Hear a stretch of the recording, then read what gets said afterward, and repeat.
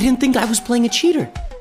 Really, I just thought that this was a stupid move. It turns out that after f6, black is better, except bishop c1. It's the only move. It's a top engine move.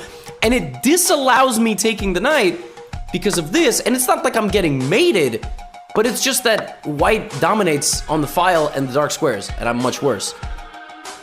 Even after I got hit with bishop c1, the thought never crossed my mind that I was playing a cheater. I just moved my knight. I thought, oh, how stupid, and how are you gonna guard this pawn now?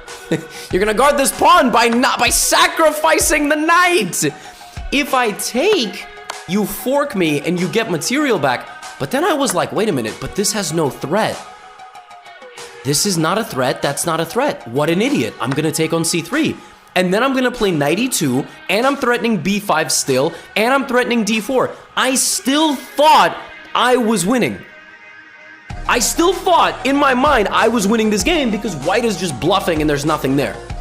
My opponent played rook e1, and I was like, well, if I play queen d4, I think it's a little too dangerous. I think I'm gonna get pinned. So I thought, all right, rook e1, now c6. My turn to play the top engine move. Now I am threatening to take on b5, and I'm gonna get my rook over here. And naturally, after c6, I thought white has to do something, right? White has to maybe take on a6 or just make me make a decision.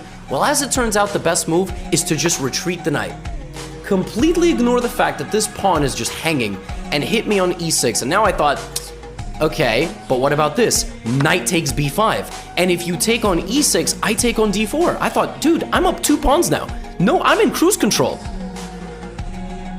But now my opponent played rook takes c6, which is according to this version of Stockfish, is a slight inaccuracy. The other Stockfish on a high depth thinks knight e6 is winning. Other Stockfish, meaning I think the one I'm currently using is the weaker one, but it really likes rook e4, rook g4. But cheaters don't always play the top engine move. Sometimes they play the second one because they're trying to avoid getting caught. I didn't know that at the time, though. At the time, I'm like, rook e6, great. I'm gonna go here, which is a horrible move. I played knight takes d4. My opponent took, and I took back. And then they flagged. So in this position, we both had like 50 seconds on the clock. And their time ran out to 0.